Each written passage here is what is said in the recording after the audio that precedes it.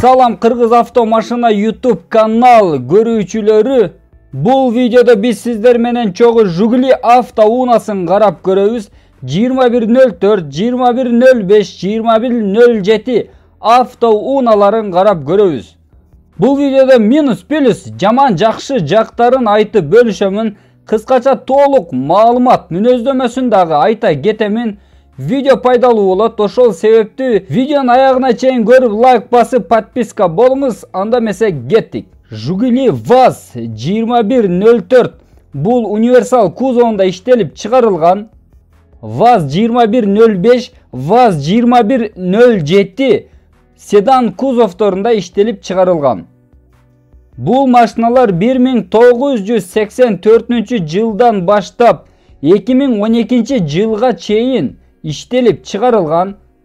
Эгер тарыхы боюнча алып карай турган болсок, ВАЗ 2101 1970 жылдары эле иштелип чыгарылган.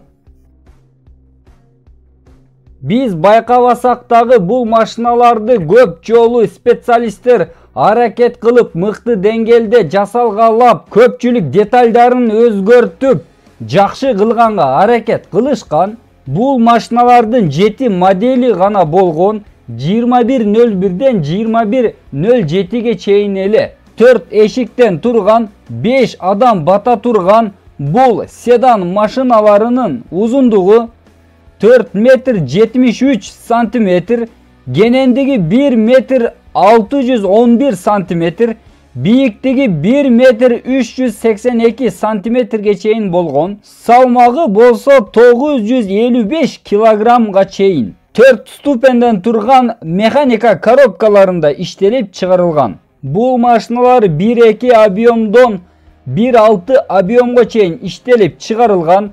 Бул машиналардын күчү 64 аттын күчүнөн 75 аттын күчүнө барабар болуп иштелип чыгарылган. Арканкы 2 дөңгөлөгү тарта турган болуп иштелип чыгарылган. Мына ушундай кыскача толук мүнөздөмөсү болду. Минус плюс жактарын айта турган болсок, жакшы жактарынан баштайын. Машина арзан, оңдогонго дагы оңой, запчастары арзан, бензинди башка машиналарга салыштырмалуу аз жейт, сырткы көрүнүшү дагы мыкты. Үйдө өзүңүз эле оңдоп койсоңуз болот. Мотор жагы дагы, коробка жагы дагы жакшы, комфорт жактары жөнөкөй. 40-50 жылдын тегереги болгонуна карабастан бул машиналар азыр деле мода. Машина өзүнүн көлөмүнө жараша резовый машина. Инжектор моторлору жакшы. Бул машинаны көптөн бери мингендер, көп жылдар бою минген адамдар абдан көп. Себеби машина жүрөк сыккан машина эмес, мыкты машина. Мына ушундай жакшы плюс жактары болду.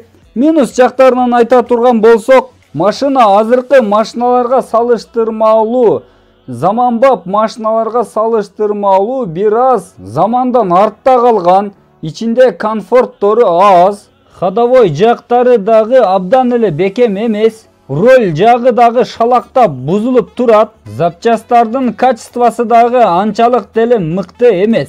Машинанын ичи кенен эмес. Албетте жана дагы болсо эң эле чоң минус жагы бул машиналар өзгөрүлгөн эмес.